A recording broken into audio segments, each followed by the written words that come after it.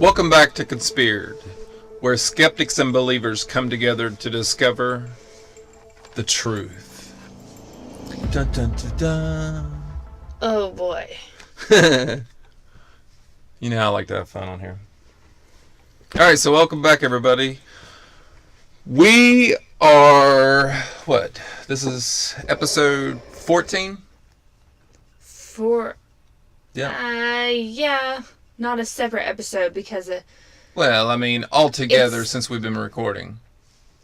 Yeah. Yeah, 14 episodes. But, some of them have been, two of them besides this one have been series, which means that, it's not a new topic.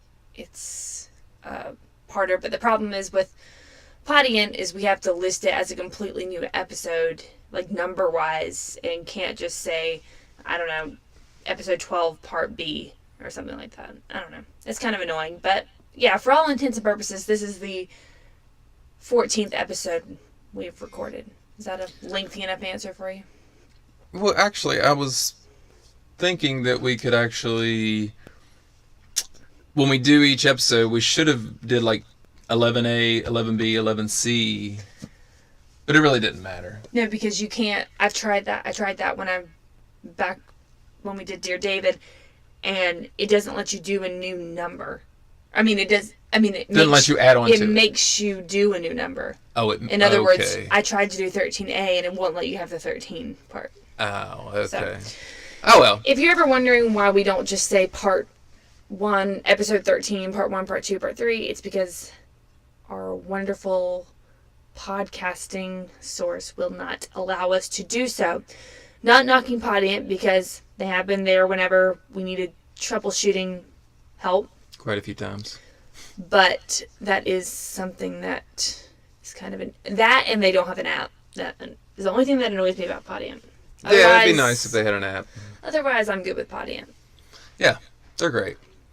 We are, 3.5 months in, and we've almost hit the 8,000 download mark. You can find us on Twitter, Facebook, and Instagram. I think you'll like it better on our Twitter feed because I tend to post more on there than on Facebook and Instagram. And plus, you can just, tweet us, send us some questions.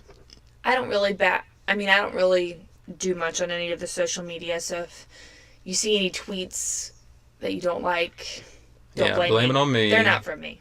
Blame it on me. Sometimes actually, most of the time, I never even know what the Conspired account even tweets, and I have to go look at it myself. Yeah. She's like, did you tweet this? I'm like, yeah. In other words, don't trust anything from the Twitter account to be coming from me unless you hear it come from me on here. Okay. Just FYI. Check us out on iTunes. Give us a review. 5 stars would be nice. I think that's about it for the opening. That's about it. You can email us at conspired@gmail.com. Sure you can. Yeah. We do have a couple. I do like that a couple people have been emailing us or contacting us on social media about a topic they'd like to hear us discuss next. I think I want to stay away from 3-parters for as long as we can, at least until the next big true crime, just because I do like the one episode, one topic kind of things. The multi-parters series are good, but then after a while you're like, I want to do a new topic. I don't know. I enjoy doing the different parts or the different episodes that are all connected because it's like we give them more information. I want to be able to say, hey, if you come and listen to us, then you get way more information. You absolutely do. I'm just saying, me personally, sometimes I like to I love talking about true crime, and I have 21 pages worth of notes on Jodi Arias right now that I all that I physically typed up in probably 4 hours one day. Yeah. And that's why we separated this one into a 4-parter. Yeah. So that way we could kind of reduce the time. So you have to understand, when you come and listen to this, I remember there was someone on Twitter saying, like, I'm not going to listen to the Jodi Arias podcast because you're not going to tell me anything I didn't already know. Well, the thing is, a lot of this stuff, before I read, Juan Martinez and Kirk Nermy's books, I didn't know. Like, the third gas can thing, I had no idea about that. I didn't know, like, Juan Martinez kept that information. And when you go back and watch, like, the court footage and having this newfound knowledge is, like, all... To me, it's cool getting to watch that with a new perspective and getting Kirk Nermy's personal opinion on Jodi Arias. I feel like we're giving a lot of information that the general public wouldn't know unless they did as much research as I have done and read enough books as I have. And I enjoy that. I don't know as much. Like I said, I'm not the true crime person. She's a fanatic. And whenever she tells me about it, I'll be like, wow, that is interesting. I just like hearing it from you. So if you're someone or you know someone who really likes true crime but is hesitant to listen to episodes about these big cases where everyone pretty much, quote, knows everything already, give it a shot anyway, because I would listen to an hour-long podcast about these topics if they were going to tell me one thing that I didn't know. And hopefully throughout this series, we have told you something that you didn't know.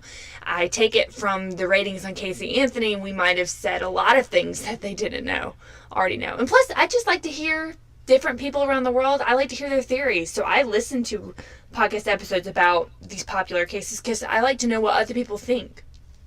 So, yeah, either way, that makes sense. Look at it. All right, Not let's jump into this. Opinion. I say we jump in. All right, so we left off last episode. The prosecution closed after only, I believe, 14 days of evidence. The state rested its case, and like I said earlier, the defense had no idea this was going to happen. They did not know Juan Martinez was going to finish with only 14 days of evidence, which is, if you compare it to the Casey Anthony trial, rather short to only have that little. I mean, I think in Casey Anthony, they each took about at least a month. Mm-hmm. And then there's still the prosecution rebuttal after that. Right. So, it's crazy. But that's Juan Martinez for you. Yep. Awesome. So, what we will be picking up with the defense. Now, last week you were saying that you don't even need to hear the defense. Like, it's pretty much a slam dunk case. She's guilty. She did it. But yeah, I said that, but it's because it was so overwhelming, like all the evidence. So I'm looking forward to hearing, like, I have not read this. She is reading it to me for the first time, and I'll see what maybe... Reading, meaning the notes that I've accumulated. Right, yeah. I mean, she's just looking at them because she knows this thing by heart. She talks about it all the time. Well, and a lot of times... Yeah. It's not like she needs notes. You can probably tell even in the podcast when I deviate from my notes and start going off on a tangent. Or tell you things she's that are just in my head. Yeah. But no, you're going to find that there's a lot in the defense that it's worth listening to, I guess. All right, so Kirk Nermy, again, is Jodi Arias' lead defense counsel, along with, and her name just completely left me, Jennifer Wilmot is her secondary lead counsel. But the person who will be doing the majority of the questioning during the defense is Kirk Nermy. So the defense began its presentation of evidence on January 30th after a brief hiatus for the defense to prepare. The highlight of the defense was when Jodi Arias herself took the stand on February 4th. Now, they did have a couple of people come and testify before Jodi took the stand, but if you look, there's not a lot of time. There's 5 days between 5 days of other testimonies, and then Jodi takes the stand on February 4th. Okay, so she took the stand. I always thought that it was best if you don't take the stand. It's also best if you don't talk to media. Well, yeah, that's true. And have questions answered by you before your trial. But this is Jodi Arias we're talking about. And Jodi loves attention. Do you really think she would have missed the chance to be on the stand? To be able to stand up there and, yeah, okay. I mean, it's totally in line with her character. Yeah. Now, looking back on it. Now, Casey Anthony, in my opinion, even if you didn't do a crime, it is in your best interest to not go on the stand. If I was accused of murdering someone and I didn't do it, and my defense attorneys were like, don't get do up you there. want to go on the stand? Like, can you hold up against cross-examination? I would say no, because they can entrap you in your own words, even if you haven't done anything. Right. The way they word their questions, like... Right. That's what they get paid for. That's what they're trying to do. Their prosecutor's goal is to get a conviction. Honestly, sometimes it's not to get the truth. It's to get a conviction. Right. So, no, I wouldn't take the stand. I wouldn't either. In my opinion, no person should, guilty or innocent. It's not in your best interest. And yet, Jodi Arias walked up on February 4th and took the stand. Now, as you know, when taking the stand, defense attorneys are going to get the first shot at questioning Jodi. And after the defense attorney is done, the prosecutor gets to cross-examine her and ask questions only on the topics that her defense attorney asked her. So, as you can imagine, Kirk Nurmi began questioning Jodi on February 4th and went on for several days and began questioning her about her childhood, her past relationships, meeting Travis, their relationship and abuse, alleged abuse, and the killing itself. Jodi would testify for 18 days. And that's not... that's a lot of testifying. That's not just saying, like, it was 18 days that she took the stand and right. shit off. That's actual full days that she was on the stand. Because they wanted to get as much as they could. Absolutely. And who's better? She was the only one there. She's the only one that knows what happens. Right. So, of course, they're going to keep her on there for quite some time. So, on the first day, and if I can say this also, I think this is probably one of the more interesting parts of the entire trial. Not, like we just said, it's not in anyone's best interest to take the stand, but because she did, it's very interesting. Yeah, definitely. Because a lot of times when someone's getting prosecuted or is on trial, you never even hear them speak during the whole trial, and it's all about them, and you never hear them speak, except at the part where the person stands and the judge asks, right. Did you agree to not take the stand did anyone force you to not or take the stand? And they'll say no or yes, and it's the only time we hear from them. It's crazy. That is true. All right, so on the first day of her testimony, Jodi told of being violently abused by her parents, beginning when she was approximately 7 years old. She testified that... Okay, I'm kind of jumping around here. Is your ADD kicking in again? Just to give you some background, Kirk Nurmi kind of led Jodi through her life up till the point where she met Travis and up to the day of the killing. So she kind of talked about how her mom would abuse her and kept a wooden spoon in her purse, talked about friends she had when she was in high school, jobs she had acquired, working in her dad's restaurant, things like that. They talked about her first boyfriend, Bobby Juarez, and how Jodi said that he cheated on her and, he physically and verbally abused her. And then talked about her next boyfriend, Matt, who also cheated on her and also verbally abused her. And then talked about Daryl Brewer, who was her recent boyfriend before Travis, the one that was her boss. And he abused her too? I don't believe she said he abused her. All right, I was going to say, she's either just picking the wrong guys or he was going to take the stand. Oh, okay. That's probably why. Yeah. Let's not talk about bad about the guy that's going to take the stand. Take the stand in just a few days after me. Yeah. No, but then they talked about meeting Travis, and one thing I can say about Jodi is when she talks, you almost want to believe her. Because she gives you such tiny, tiny details, like up to the point of what Starbucks drink she was drinking on the day she and Travis had coffee. See, you'd have to have a super memory to remember. Like, I can't even remember what I ate yesterday, let alone when she went to that long ago.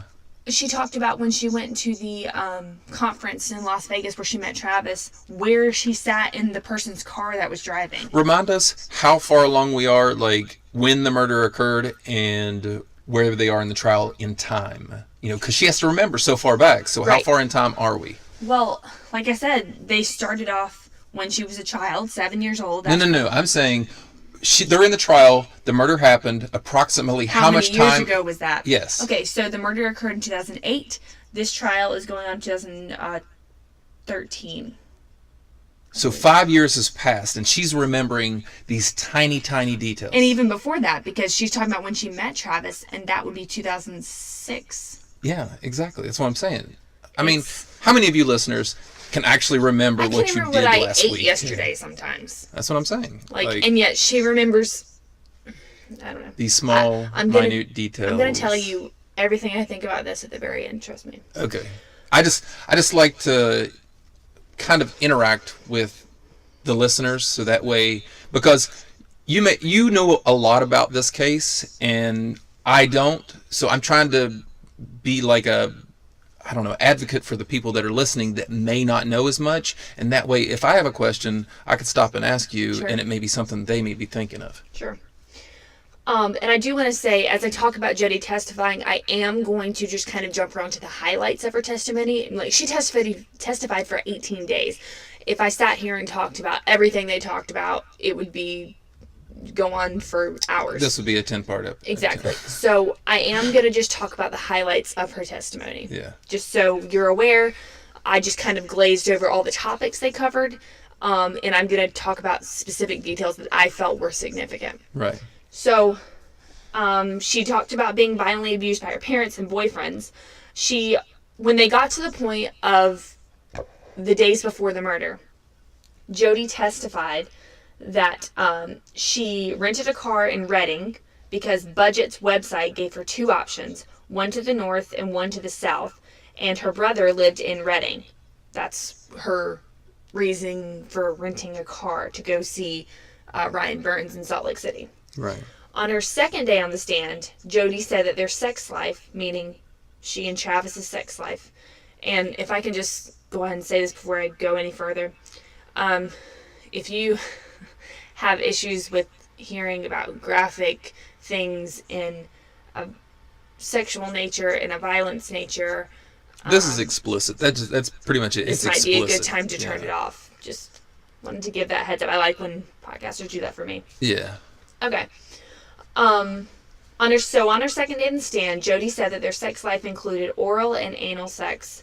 She said that the anal sex was painful for her the first time they experienced it together, and that while she considered these forms of sex to be, quote, real sex, Travis did not, as they were technically not against Mormon rules concerning regular sexual intercourse. So basically what she said Travis was telling her was that if we do this kind of sex, it's okay, or rather if we have this kind of sex, it's okay, as long as we're not doing the thing, right? Because that was not specifically forbidden. Does that make sense? Yeah, I just kind of wonder if we went up to like 10 Mormons and asked them that question, like, is this considered sex? How many of 10 Mormons would say? That's funny that you say that, because Juan Martinez did the exact same thing. Did he really? Yes, he did. 10. Not 10 Mormons. I was going to say. He had a lot of Travis's friends who were on the stand ask you, are you a Mormon? Yes. Do you consider this to be sex? Yes. Oh, he's asking different ones, or just like all of it all together? Like, do you consider all this stuff to be sex? Any person that got up on the stand that was a Mormon, he would ask them, is this an appropriate way for a Mormon man or woman to behave before they are married? Right. And they would say yes or no. He thinks like I do. But he specifically said man and woman, because Jodi liked to deflect responsibility by saying, Travis told me, he introduced me to the Mormon religion. He told me that this was okay. That's why I did it. Well, she's not stupid. You know what I'm saying? Like, no, she's definitely not stupid. And so she tried to make it seem like Travis manipulated her into doing all these sexual things with him, when she knew herself, too, that it was not okay. And that's what he's trying to say. He's like, yeah, okay, maybe he wasn't a perfect Mormon, but neither were you. Right. Okay. All right, that makes sense. Okay. So,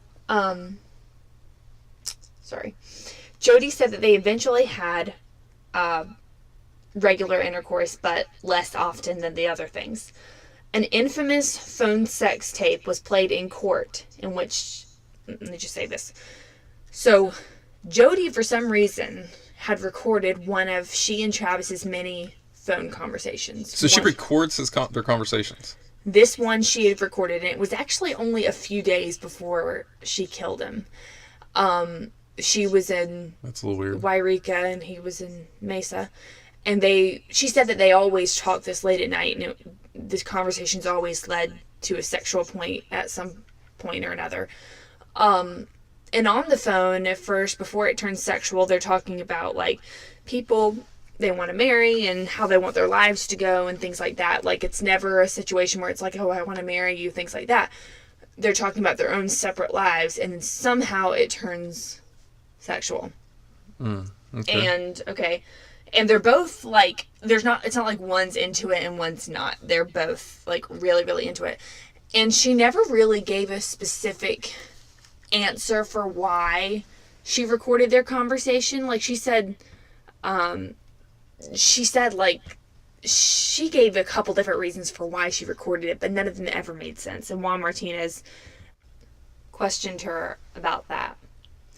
So, this infamous phone sex tape was played in court, and several things were disturbing about this phone conversation. You have to understand, the defense was playing this in an effort to show that Travis Alexander not only was sexual with Jodi Arias, but he enjoyed it and he willingly did it. And they were also trying to prove a little bit of Travis's alleged pedophilia tendencies, which is crazy, but we'll talk about that in a minute. So in the phone conversation, Travis said he wanted to zip tie her to a tree and have anal sex with her while she was dressed as Little Red Riding Hood, which Jodi seemed to respond to enthusiastically. Also on this phone call, Travis... Wait, Little Red Riding Hood? Yeah. It was kind of weird fantasies. Well, it was a little odd. He also said on that same phone... Well, maybe... I can't remember if it was on that same phone call. It was a text message or something where Travis had said he wanted to show up to Jodi's house and stand on her porch and have her give him oral sex and then leave without saying a word except leave her a Toblerone candy bar and then leave. A candy bar. Here you go. He didn't want to say anything. It was very, very odd. Okay, so I'm beginning to think that Travis is a little bit of a eccentric, maybe even, dare I say, oddball. There are people who have fantasies, but, and I'm not judging anybody. If you have a fantasy out there, no big deal. I don't know. I guess we could attribute it to the fact that he tried to suppress. Yes, that's what I'm thinking. It's the religion. Sexual nature for so long, and maybe that's why his fantasies were so explicit. I'm not sure. I'll get to my opinions about that. It's like certain priests that are not meant to be priests become priests, and then they are unable to suppress those sexual urges, and kids get hurt. Yeah, that's what that reminds me of. I should also say that at one point in this phone call, which horrified everyone listening. How should I put this? Oh, put the way it is. Jodi and Travis, at one specific point toward the end of the phone call, had phone sex, basically, for lack of a better term. Sexting? Or... No, phone sex. Oh, they're just speaking to each other. Right. But if you can use your imagination, it's like two people, you know what it is. No, explain it to me. No, I'm not going to. Yeah, explain it. Some people might not know what that is. I don't know what that is. I don't even know why we're doing this episode. Because I don't want to talk about all this. All right, for those of you who do not know what phone sex is, it's where two partners get on their phones and you imitate having sex. You talk about what it is, what you like the other person to do or say, and then it ends in happiness. Happy ending. Happy sure. endings. Okay. Yes, happy endings. So, while Jodi was having her happy ending, she was verbally, you know, verbally showing her happy ending. And Travis responded by saying, "You sound like a 12-year-old girl having her first orgasm. Yeah. That's so hot."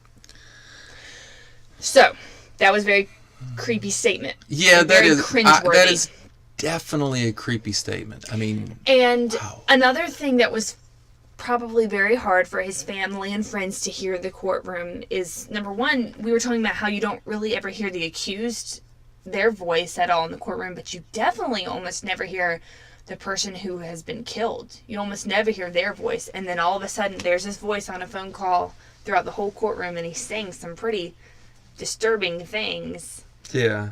I think everyone kind of visibly cringed when he said that. Yeah, it does paint him in a bad light, but I still don't see how that would have anything to do with abuse. And Jodi, I do say, well, it bolsters her when he said that.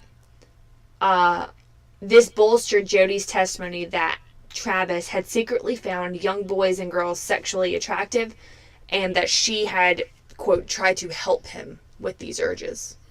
So they said boys and girls. Mm-hmm.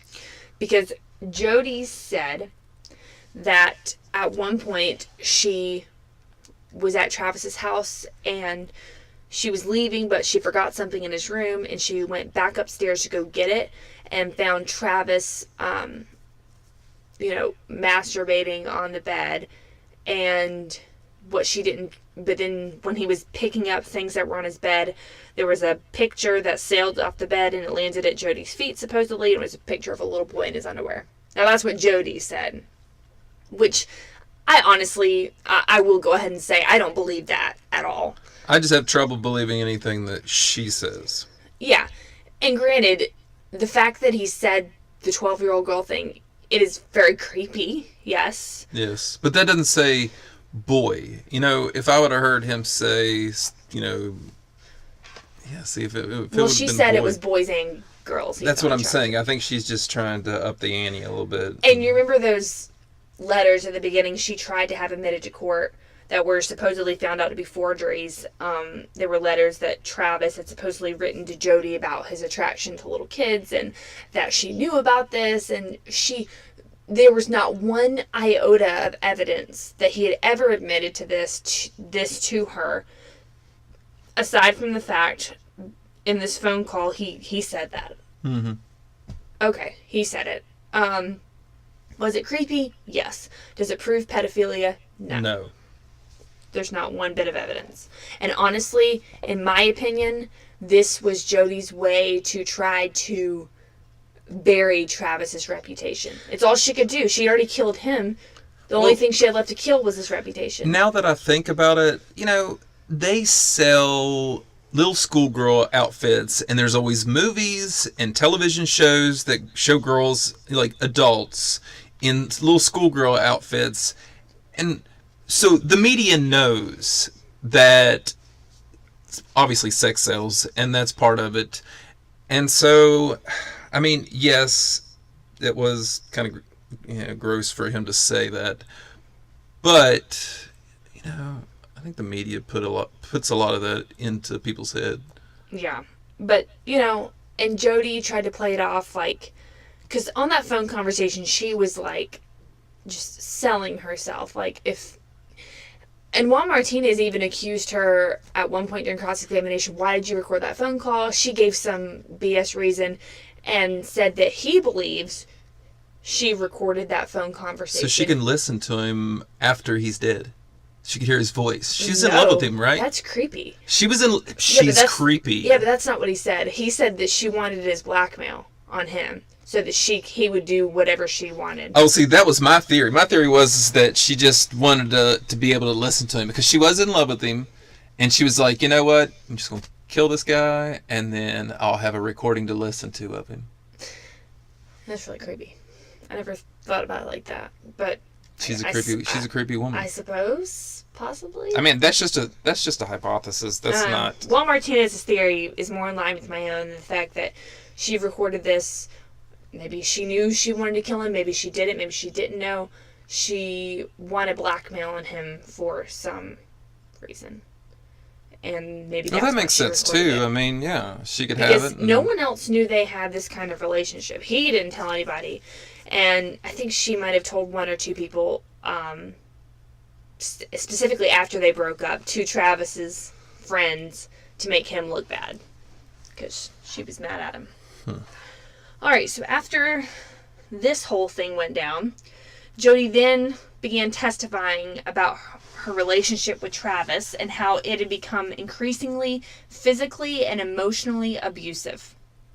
Jodi said that at one point, Travis shook her while saying, "I'm fucking sick of you," then began, quote, screaming at her, after which he body slammed Jodi on the floor at the foot of his bed and taunted her, saying, "Don't act like that hurts," before he called her a bitch and kicked her in the ribs. Afterward, Jodi said, "He went to kick me again, and I put my hand out." Then Jodi held up her left hand in the courtroom, showing that her ring finger was crooked. According to Jodi, the dysfunction of their relationship reached its climax when she killed him in self-defense after he became enraged when she dropped his camera, forcing her to fight for her life. This was the third differing account of Travis's death given by Jodi, which both prosecutors, courtroom observers, and later jurors felt severely damaged her credibility. So, there were several stories of the abuse that Travis supposedly put Jodi through. This being one of the most specific encounters in which he damaged her finger. And she held up her finger. Okay, wait. The finger thing, I have a crooked nose. So you're saying that if, you were murdered and I went to court and had to testify and I'd be like, look, she was abusive to me. She hit me in the face with a frying pan and broke my nose. Yeah. It's basically, she could have done that anyway. Juan Martinez specifically thinks she did it. She got that broken finger while killing him. That's what he thinks. That makes more sense to me. She says... Well... But then she tries to show pictures well before the killing that proves her finger was crooked. I was going to say that...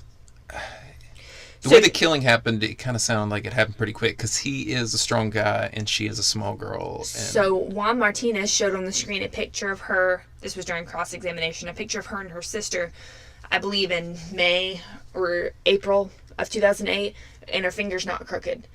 Or it doesn't look that way. It's like her finger's like that. And he says, "Does your finger look crooked there, ma'am?" And she says, "It is." And she actually goes so far in the defense to stand up and put her arm around her other defense attorney, Jennifer Wilmot, and show that her finger could look the way it looks in that picture, even though it's crooked.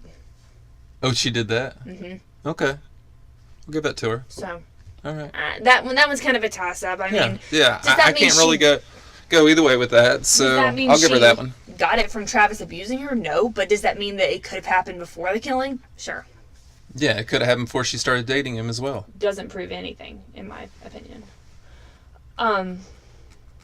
Okay. So, Jodi... Okay, this is where she kind of goes into the murder. Obviously, Kurt Nermy was going to ask her about the murder. In fact, that was the very first question he asked her when she came on the stand is, "Did you kill Travis Alexander?" And she said, "Yes." And they said, or Kurt Nermy said rather, "Why?" And she said, "The simple answer is that he attacked me and I defended myself." Just to get that out of the way. Okay. And so then Jodi would go on to describe the actual murder from her account. Okay? Jodi described how Travis's murder came about by indicating that she was taking pictures of him in the shower with Travis's new camera, but she accidentally dropped it. She claims Travis began chasing after her in a rage, and she ran to his closet, climbed on a shelf to get his gun, and held it up to him, believing that this would stop him from chasing her. And if I can stop here, she kind of tried to bolster this by saying that this is not the first time that he had chased her, trying to hurt her. Okay, I'm assuming that the camera was his, and that's Yes. why he's angry? Yes, let me backtrack. No, it's fine. He had bought a brand new camera. Yeah. And Jodi was a photographer, so she was kind of... So this is a really nice camera. Very nice camera, yes. Okay. So that's kind of why she's saying... So she dropped the camera. She dropped the He camera. chased after her. She grabbed the gun. She ran to his closet, somehow had time to jump up on a shelf, grab it from the top shelf, turn around, and face it to him when he was... Well, you know, if he's in the shower, his feet are wet, and he's going to be slipping and sliding all over the bathroom. Yeah. Okay, so she's holding the gun up to him when he's running towards her. She said that even though she was holding the gun up, he kept running for her, so she shot him. Hold on, can you paint a picture? Okay, so the bathroom is connected to the bedroom. I probably should say this.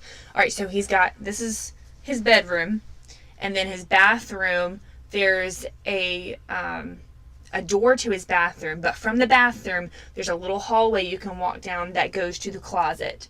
When Jodi left the bathroom, she ran down that hallway to the closet. Turned, went to the closet, reached up, and he's chasing him. So he would be in the hall by the time she got to the gun. Yes. And she sees him running to the hall. She holds up the gun. She says it doesn't stop him. What do you mean? Oh, just showing him the gun doesn't stop him. Yeah. Okay. Showing him, pointing at the gun, it supposedly doesn't stop him. So that is when she shoots him. To stop him and hurt. Okay, if she shot him, there'll be blood all over the hallway. There was blood in the hallway. Okay. That's what I wanted to know. Okay, so he was able to get back into the bathroom? Well, this is... Okay, you're going to go into that. Okay, thank you. When asked about the stabbing and the throat slitting, she said that after the gun went off, she completely blacked out and can't remember much after that. She said the only clear memories she has are the gun going off, throwing sheets in the washing machine, cleaning her hands with water in her car, and throwing the gun somewhere in the desert. But that is all she recalls after the gun went off. So it's just so perfect that her memory conveniently lapses here. Because obviously, if you were trying to kill someone, it would make sense that one gunshot would do enough so you could get out of the house and call 911 or whatever you were going to do. Because, yes, Jodi, it doesn't make sense that you would stab someone 27 times and slit their throat if you were just killing someone for self-defense. Of course that doesn't make sense. Of course she's going to black out. Yeah, that's my issue. And Jodi knew that. So she's like, blackout. I just went crazy. If it was just a shooting, I would say yes. Shot him once, freaked out. Yes, you could black out because the adrenaline's rushing and everything. Yeah, I could believe that. But stabbing somebody that many times and cutting their throat, no.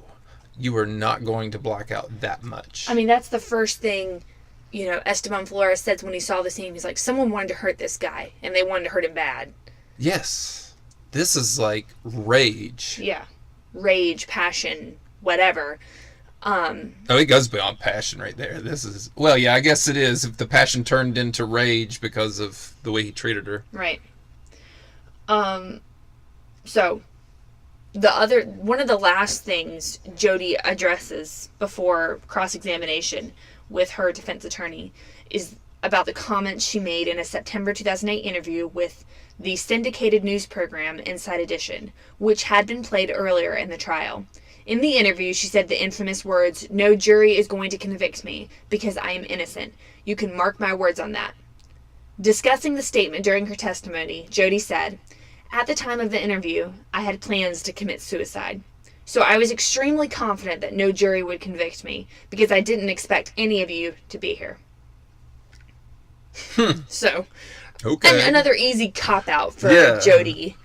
Oh my gosh. It's just... This girl is like beyond...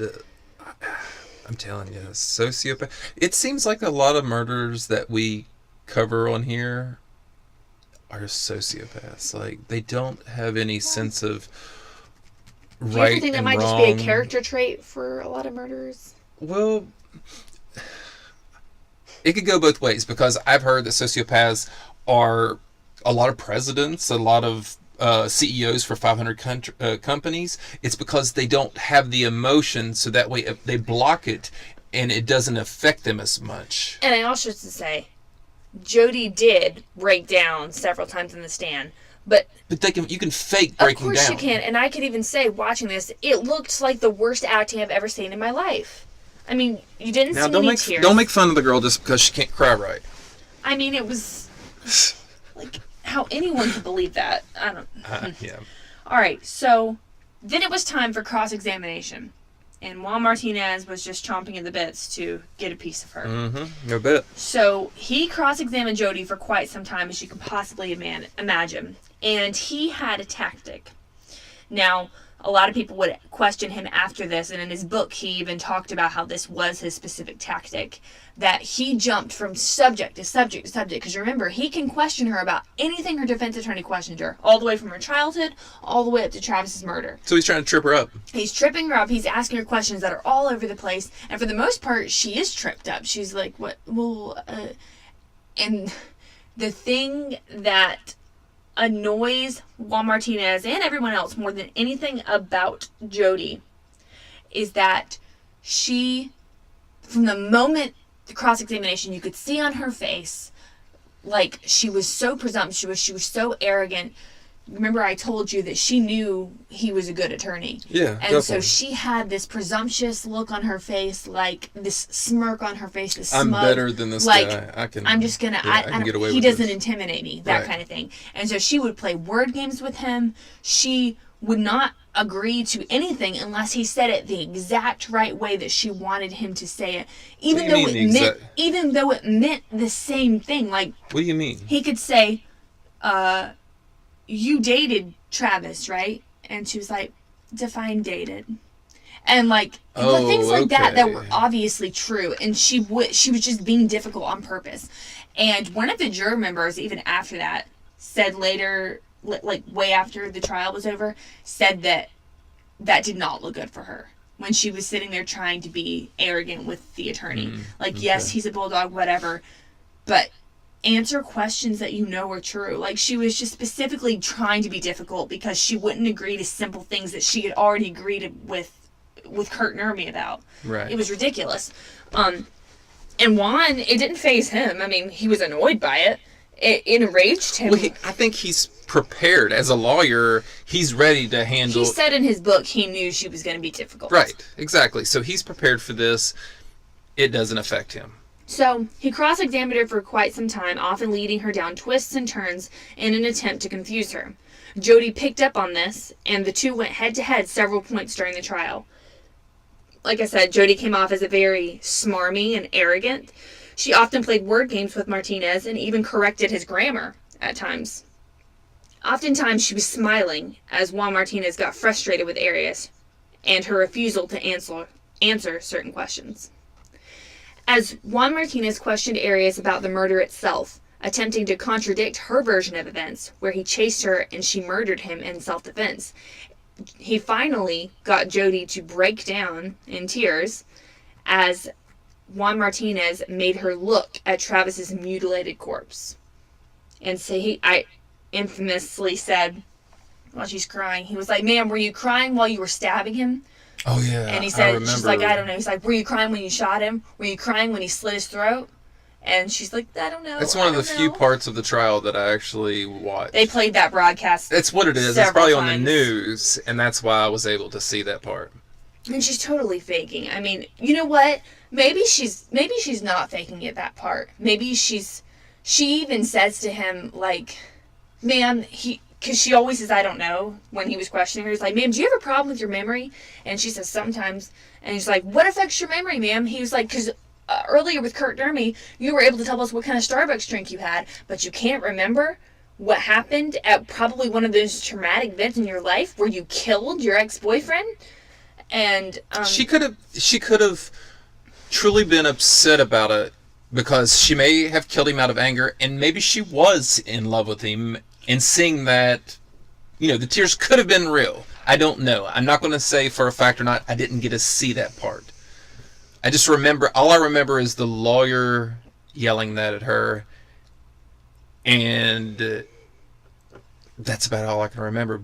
But it's possible. I'm going to say it is possible. Yeah. Because she loved him, obviously.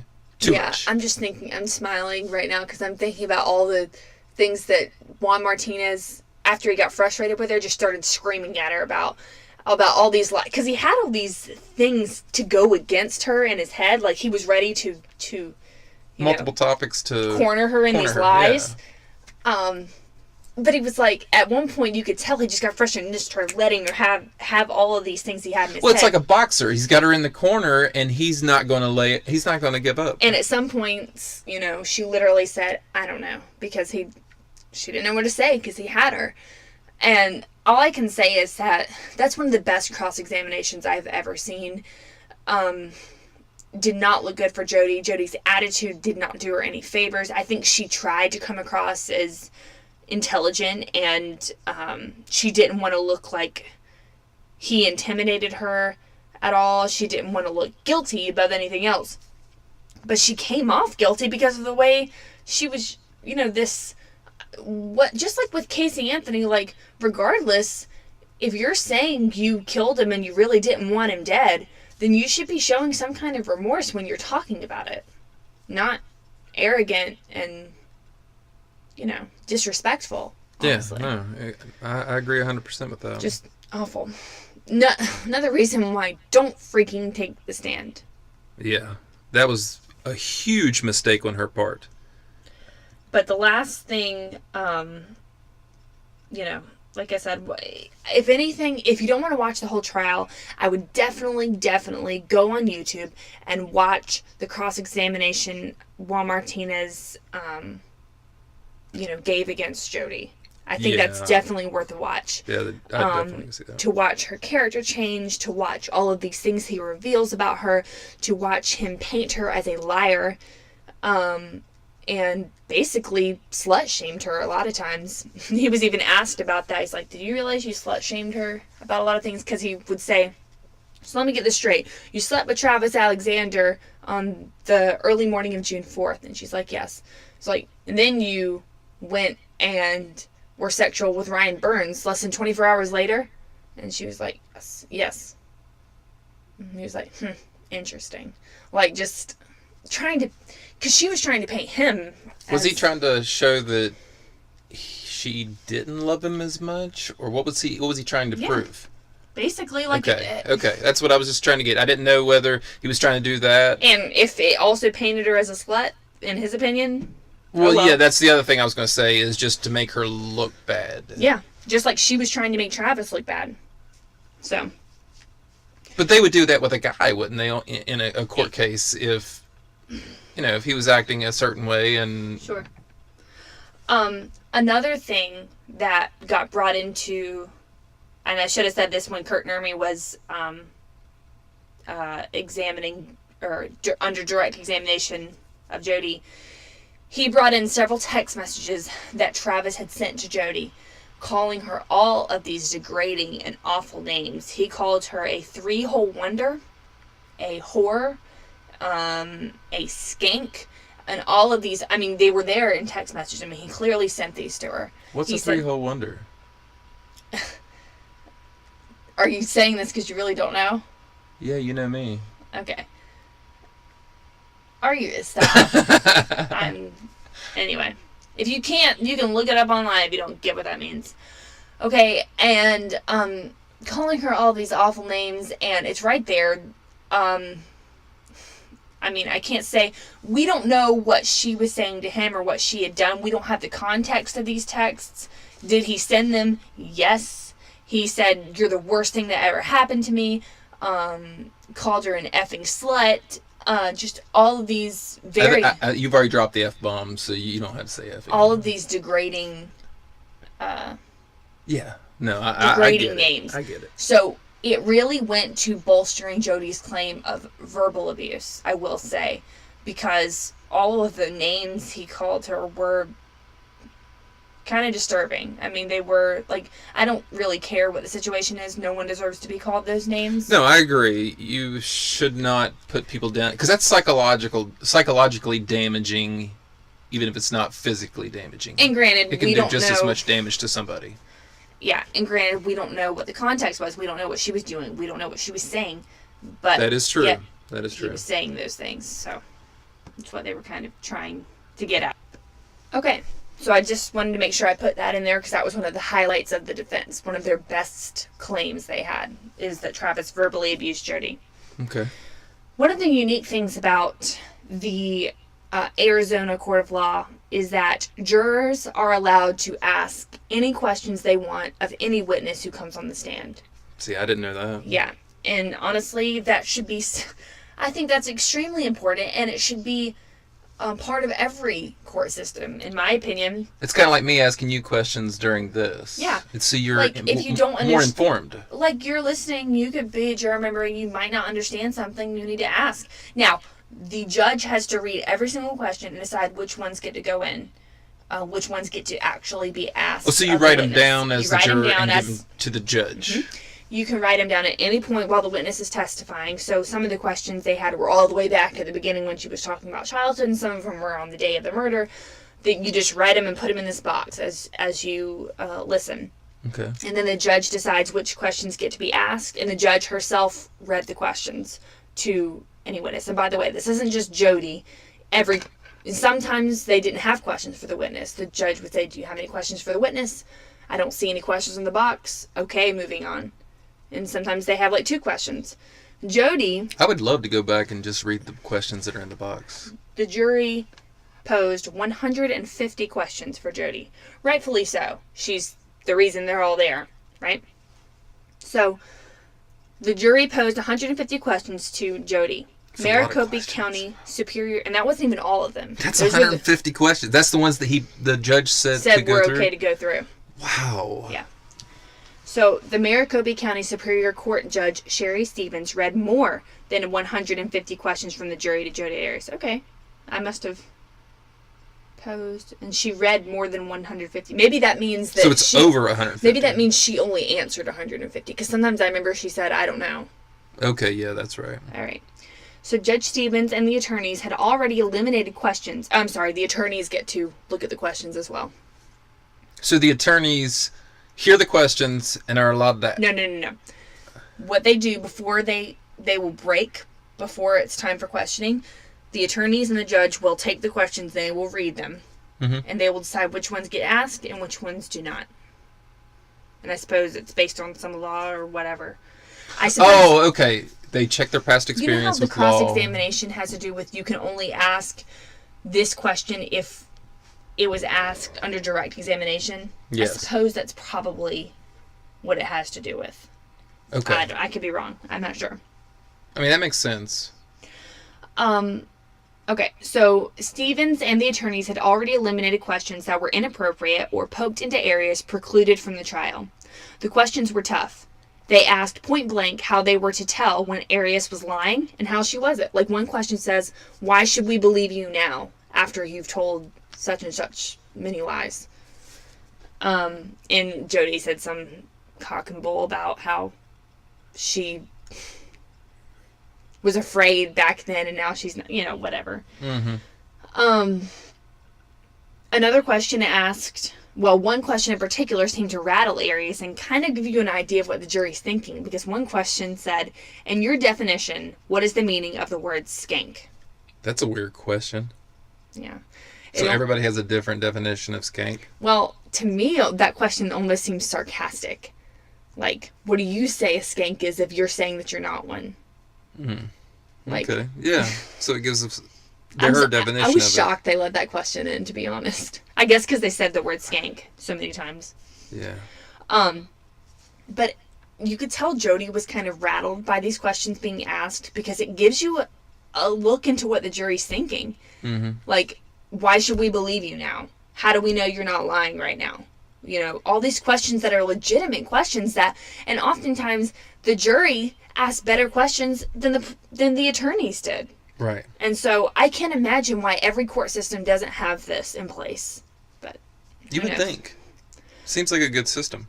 So after Jodi finally stepped down, March 14th, psychologist Richard Samuels testified for the defense for nearly 6 days. He said that Jodi was likely suffering from acute stress at the time of the killing, which sent her body into, quote, fight or flight mode to defend herself, which caused her brain to stop retaining memory. In response to a juror's question asking whether this scenario could occur, even if this was a premeditated murder, as the prosecution contended, he responded, "Is it possible? Yes. Is it probable? No." Samuels also diagnosed Jodi with post-traumatic stress disorder. All right. So I can kind of go along with this one. Whenever I was in undergrad and grad school, whenever my anxiety and panic attacks would get through the roof, it would affect my memory. Like, I couldn't even remember. I would read something and be like, I don't even know what I just read. And so whenever you're in an excited state like that, and when you're in fight or flight, or if you have post-traumatic stress, yeah, it can definitely affect your memory. So, I mean, I agree with him. It's not probable that she's going to forget every single thing. Like, when I forget things, it's minor things here and there. But she forgot she like blacked out a whole, But remember, the defense is contending that this was not a premeditated murder. So the jury's asking, okay, but if this was premeditated, could she have still lost her memory? Right, no, I memory? understand that. Yeah. I understand Okay. that. And he's saying it's that not wouldn't be probable. It's possible, but it's not probable. Right. As it would be if this was just a situation where Jodi came over Right. and it was a random I'm just saying that is possible. So if it was a different type of case and she didn't stab him like however many times and slash his throat, then yes. Yeah. Okay. But Juan Martinez attacked Samuel's credibility, accusing him of forming a relationship with Jodi and being biased in favor of her. Samuels had previously testified that he had compassion for Jodi Arias, and he of course refuted those accusations, but in the opposing regard, Juan Martinez kind of gave the jury a different way to look at him. Right, yeah. But beginning on March 26th, and remember, these are not all of the people who testified, but these are the most significant people, I believe, because they had Richard Samuels up there to bolster Jodi's claim that she had a lapse of memory. And then we have Miss Alice Laviolette, a psychotherapist who specializes in domestic violence, who was there to bolster her claims of physical and verbal abuse, that she was abused by Travis. And she testified that she believed Jodi Arias was a victim of domestic abuse and that most victims do not tell anyone about the abuse because they feel ashamed and humiliated. Laviolette summarized emails from Alexander's close friends. She said, quote, "They have basically advised Miss Arias to move on from the relationship, that Mr. Alexander had been abusive to women." The jury posed nearly 160 questions to Laviolette, many of them focusing on Jodi's credibility. The defense presented several pieces of evidence. Well, so that was the end of her. I can say, if there was a second person in the courtroom that Juan Martinez disliked besides Jodi, it was definitely Laviolette. Yeah. Because he, he's got his style. He's screaming a lot. She frustrated him quite a bit. And at one point she even said, "Mr. Martinez, are you angry with me?"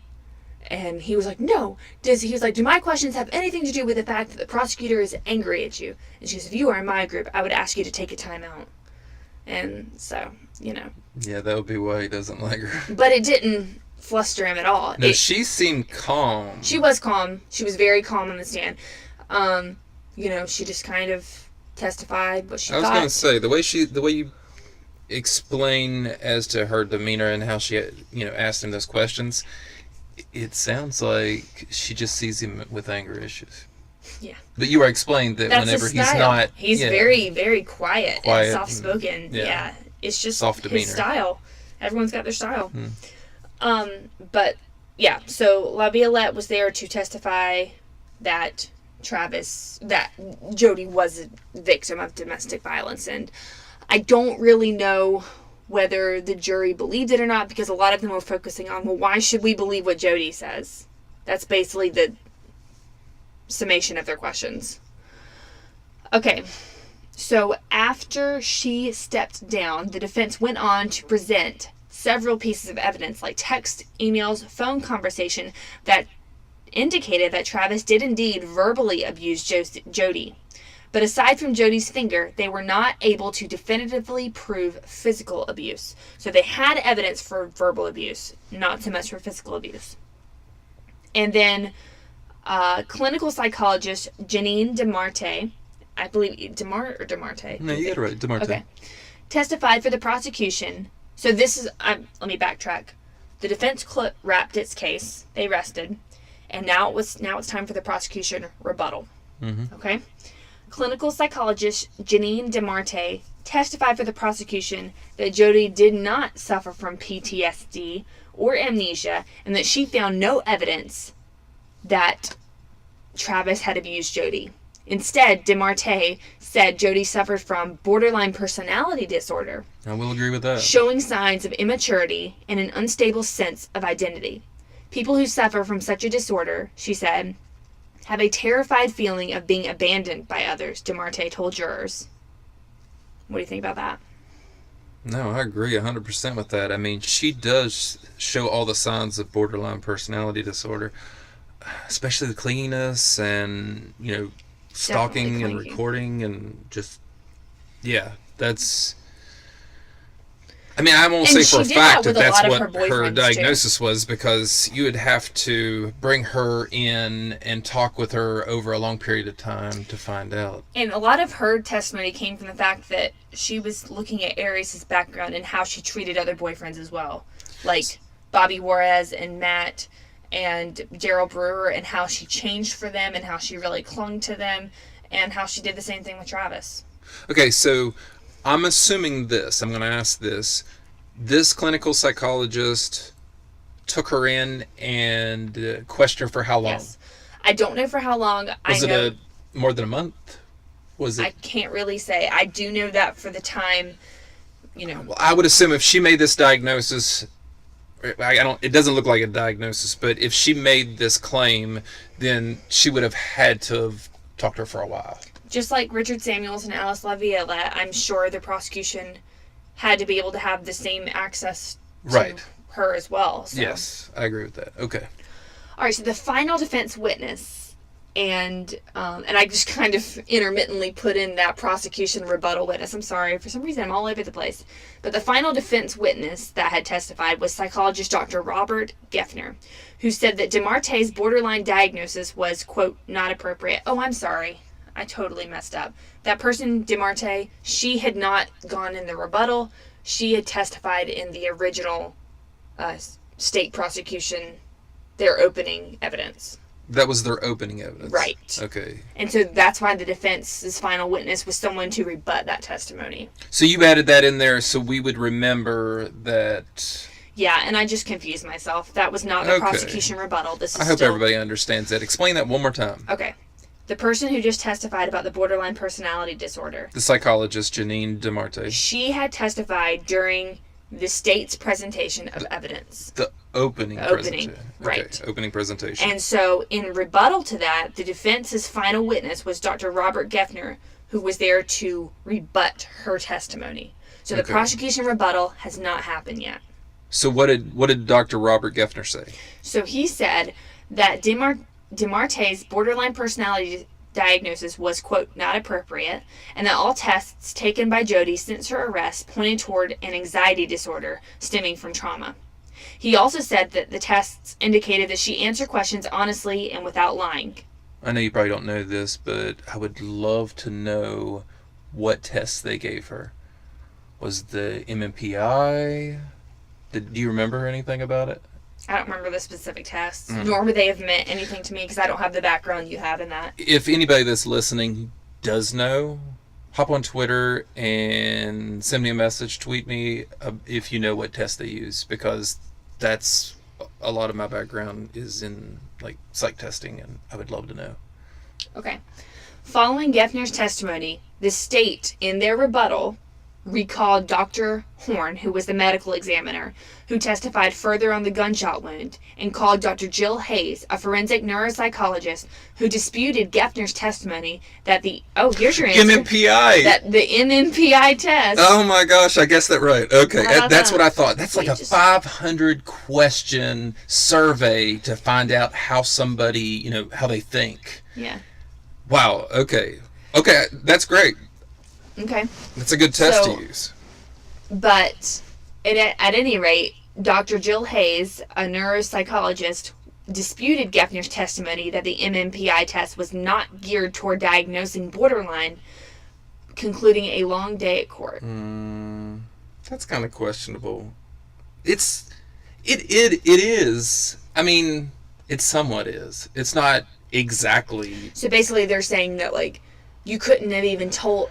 You wouldn't be able to tell if she had borderline from that test or not. Right, okay. I could see where they're coming from because it's not an actual diagnosis on the MMPI. I mean, the anxiety is. Yeah. So she probably scored high in the higher percentiles when it came to her anxiety levels. Sure. All right, so on April 24th, in response to previous testimony given by Jodi about buying a 5-gallon gas can from Walmart store in Salinas on June 3rd, 2008, that she returned the same day, the prosecution called Amanda Webb, an employee from the only Walmart in Salinas, to the stand.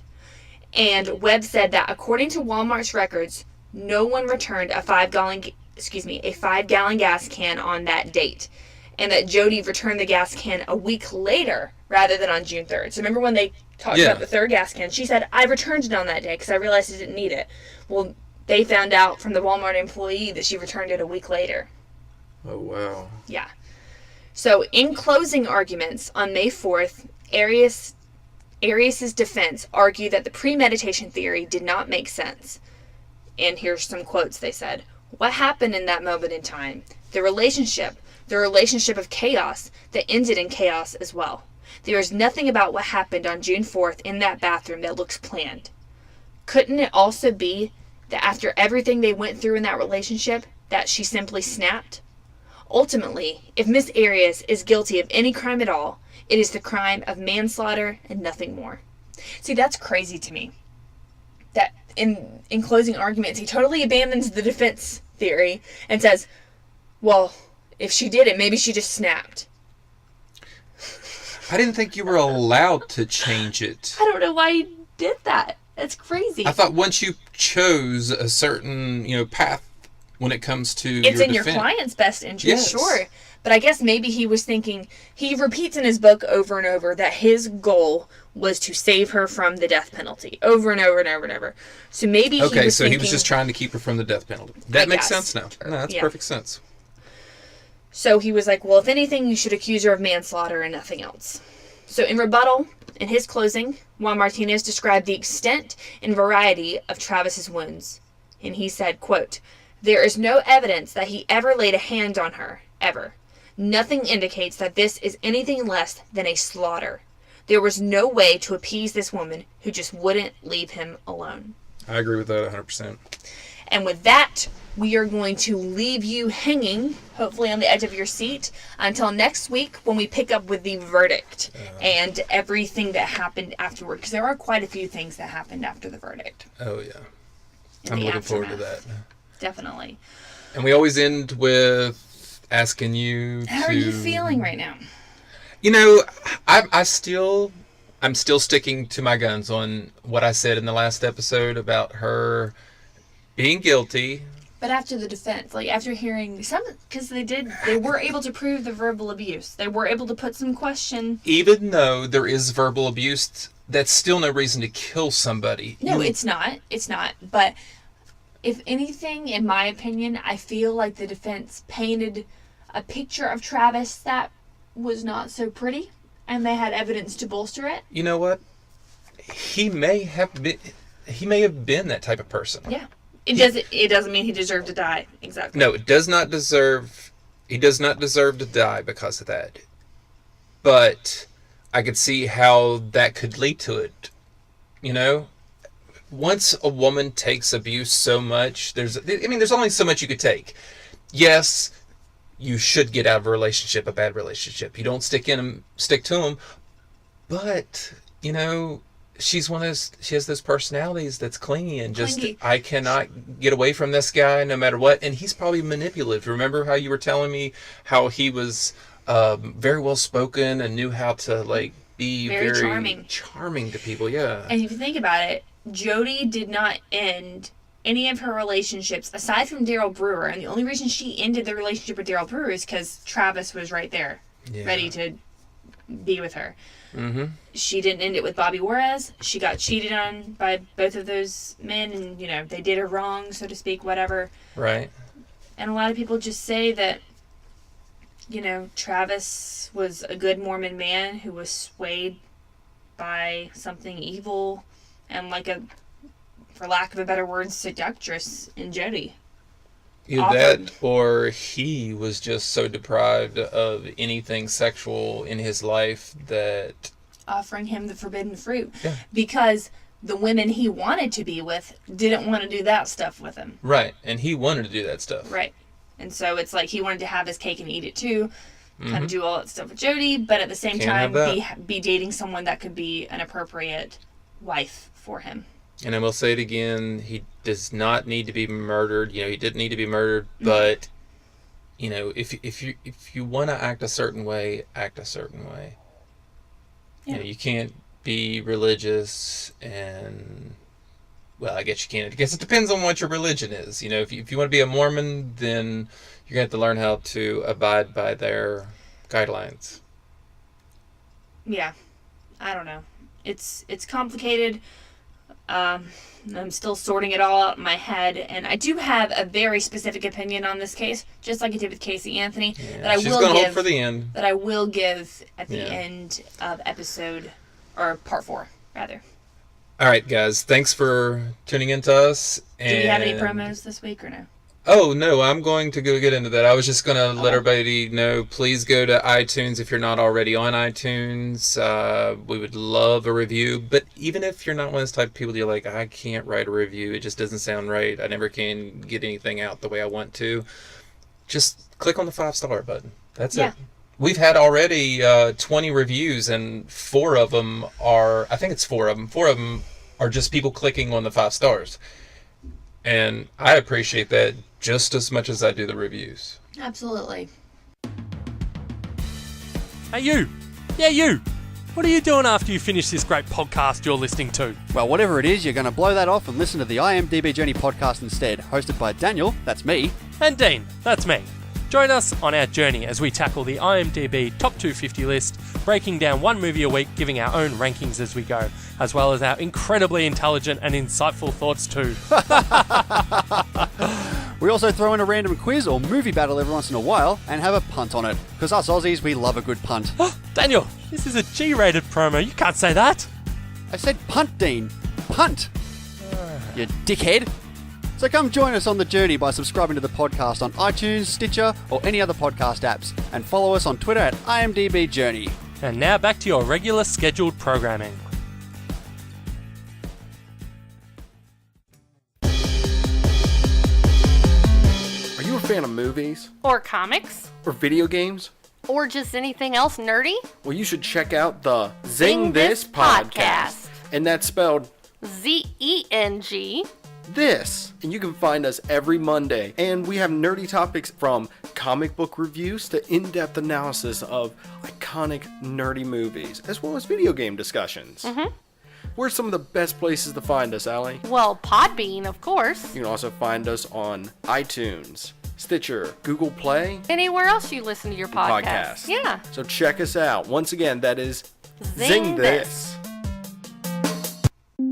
Are there real ghosts in Miss Pac-Man? Are satanic secrets hidden in your Excel spreadsheet? Did Pokemon cause a spike in suicides in Japan? Hello gamers, I'm Tim Gibson, host of the Cabinet Podcast. I look at the strange occurrences behind your favorite video games. A new weird creepy story drops every 2 weeks on Wednesdays. That's the Cabinet Podcast, available on Apple Podcasts, Google Play, Spotify, and other major podcast platforms. All right, so check them out. And I can't wait for part 4. I'm really looking forward to this verdict. Be sure to tune in to the final installment of this mini-series of the case of Jodi Arias next week, where we will begin with the verdict and end with the aftermath and, as always, our opinions about this crazy, chaotic case. Yes. And thank you for listening to Conspire.